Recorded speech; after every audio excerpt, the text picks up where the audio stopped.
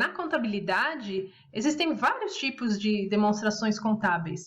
E as demonstrações contábeis, demonstrações financeiras, elas são relatórios que a contadora ou o contador preparam para tentar comunicar a realidade econômica da empresa em uma determinada data, num determinado período. Então, por exemplo, uma demonstração contábil é o balanço patrimonial, uma das mais importantes, né, demonstrações contábeis. O balanço patrimonial, ele procura comunicar a situação financeira e patrimonial da empresa. E para isso ele é elaborado dessa forma aqui, nessa configuração, em 3 grandes grupos. O ativo aqui do lado esquerdo e do lado direito o grupo do passivo e do patrimônio líquido. Basicamente, o ativo é a soma dos bens e dos direitos da empresa, né? Na verdade, a gente diz que são os recursos que têm potencial de gerar benefícios econômicos para a empresa futuramente. Então, é isso que fica registrado aqui no ativo. Então, o estoque da empresa, o imóvel que ela tem, os veículos que ela tem, a conta bancária dela, tudo isso fica registrado desse lado. Já no passivo, a gente faz o registro das obrigações da empresa, ou seja, das dívidas dela, né, do que ela tem de saldo devedor.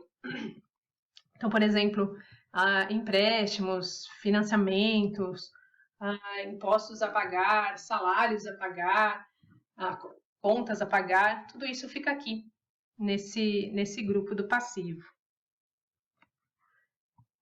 E o patrimônio líquido, a gente diz que é a riqueza residual dos proprietários.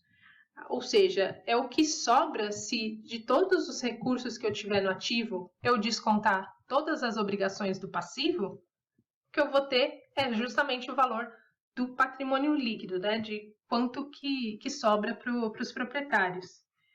A isso a gente denomina equação fundamental da contabilidade, né? Essa equação que iguala o lado esquerdo do balanço com o lado direito, né? Ou seja, o total do ativo tem que ser igual à soma do passivo e do patrimônio líquido, tá? Sempre. Prosseguindo aqui, né? Já sabemos que o total do ativo, então, tem que ser igual ao total do passivo, né? Total desse lado do passivo, que é composto por passivo e patrimônio líquido. Como funciona, né, o balanço patrimonial? Basicamente, os recursos sempre vão entrar na organização, ter origem aqui, desse lado do balanço, tá? Do lado direito. E todos os recursos que se originaram desse lado vão necessariamente ser aplicados, né, ser investidos aqui do lado do ativo, tá? Então, recurso ingressa aqui por esse lado aqui, do lado do passivo ou do patrimônio líquido, e é investido aqui do lado do ativo. Uma diferenciação que a gente consegue fazer com relação à origem dos recursos é se ele é capital próprio ou capital de terceiros, né? Então, se ele for um recurso que vem do sócio, né, do proprietário da empresa, ou seja, aqui nesse grupo, a gente chama de capital próprio. Agora, se ele é qualquer outro recurso que não venha do sócio, aí a gente chama de capital de terceiros, né? Ele ingressa aqui pelo passivo, porque é algo que depois a empresa vai ter que pagar, né? Vai ter que acabar quitando, né? Se é um empréstimo, por exemplo, que é capital de terceiros. Depois de decorrido o prazo do empréstimo, a empresa tem que quitar esse valor. Do lado do ativo, a gente tem uma subdivisão desse grupo aqui em ativo circulante e ativo não circulante, tá? Considerando a liquidez da conta aqui de registro, né? A liquidez do recurso. Quanto maior a liquidez, mais para cima ele vai ficar no balanço, e quanto menor a liquidez, mais para baixo vai ficar no balanço. A liquidez aqui, nesse contexto contábil, significa com que velocidade o determinado ativo vai se transformar em dinheiro, né? Vai ser transformado em caixa, a gente diz, né? Então, se for caixa mesmo, ele vai estar aqui no topo, né, do ativo circulante. Se forem outros recursos que, para a maioria das empresas, no prazo de 12 meses, ela tem expectativa de reverter em caixa, né, em estoque de mercadorias, por exemplo, recebíveis que ela tenha de clientes, né? Aí também esses recursos ficam aqui classificados no ativo circulante. São mais líquidos. Por outro lado, né, se são ativos que a empresa não tem intenção de se desfazer nesse prazo de 12 meses, aí eles ficam aqui classificados no ativo não circulante. Por exemplo, o imóvel que é a sede da empresa, os veículos da diretoria,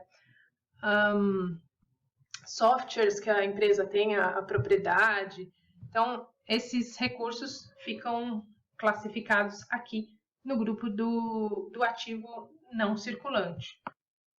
Esse período de 12 meses a que eu me referi, né, que separa o que é ativo circulante do que é ativo não circulante, é o que a gente considera como o ciclo operacional da maior parte das empresas, tá? Então, por isso, essa medida de 12 meses aí para separar as contas mais líquidas, que ficam no circulante, o curto prazo, a gente diz, das menos líquidas, né, que ficam aqui no longo prazo, no ativo não circulante.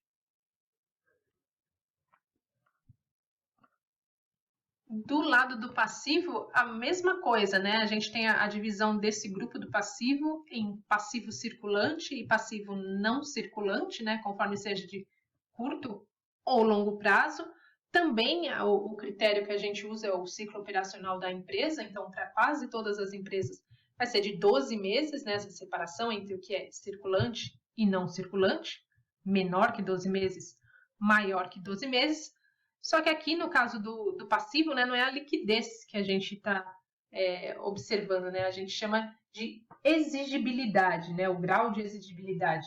Basicamente é o vencimento, né? Quando que vai vencer cada uma dessas obrigações que ela tem aqui registrada, né? Se está mais próximo do vencimento, vai ficar aqui no circulante, curto prazo. Do contrário, né? Se está mais distante do vencimento, após 12 meses, né? Superior a 12 meses, esse prazo, aí fica aqui no passivo não circulante.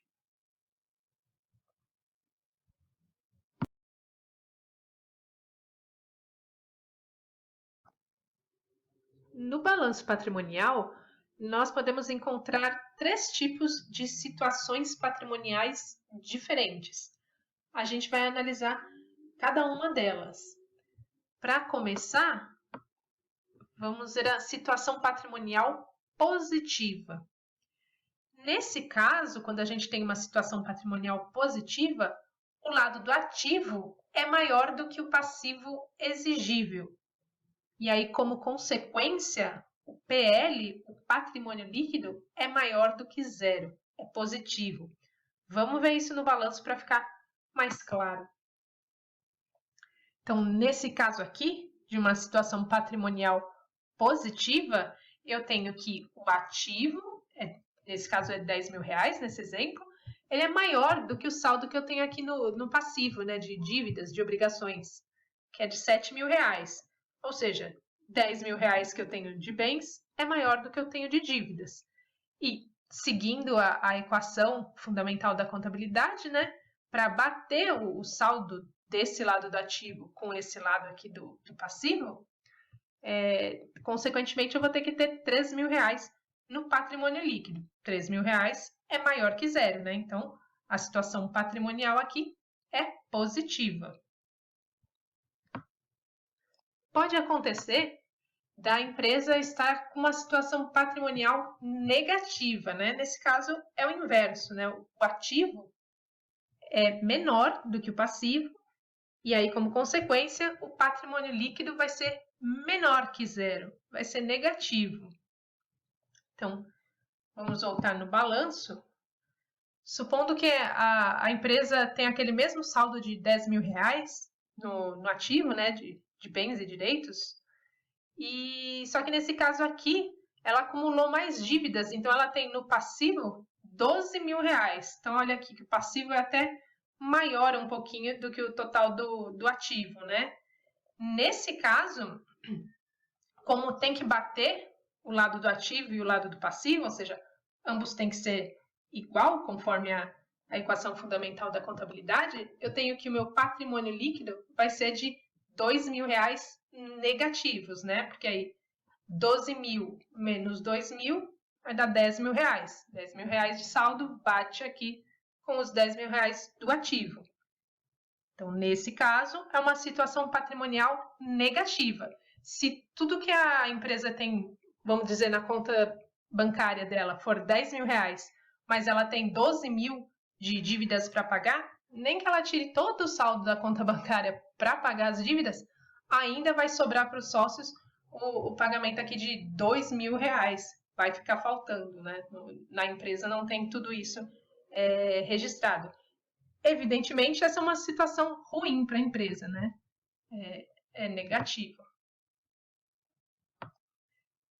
E finalizando, a gente pode também ter um caso, bem raro aqui, né? Mas que a situação patrimonial seja nula. Ou seja, o ativo e o passivo são do mesmo valor. Ativo igual o passivo exigível. Nesse caso, então, não tem patrimônio líquido, né? O PL é igual a zero. No balanço, ficaria assim. No ativo, eu tenho R$10.000 e no passivo da empresa tem R$10.000 de dívidas. Vocês veem que nem aparece aqui o patrimônio líquido, né? Ele não é nem positivo, nem negativo, ele é zero, né? É nulo, não existe. E aqui, de novo, né, pela equação fundamental da contabilidade, está tudo certo, né? O ativo, que é 10.000, é igual ao passivo, 10.000, mais patrimônio líquido, que é zero. No caso, vai dar 10.000 mesmo. Muito raro de acontecer na prática, mas pode ser que o ativo seja igual ao passivo e aí o patrimônio líquido, o PL da empresa, é zero. A situação patrimonial, nesse caso, seria nula.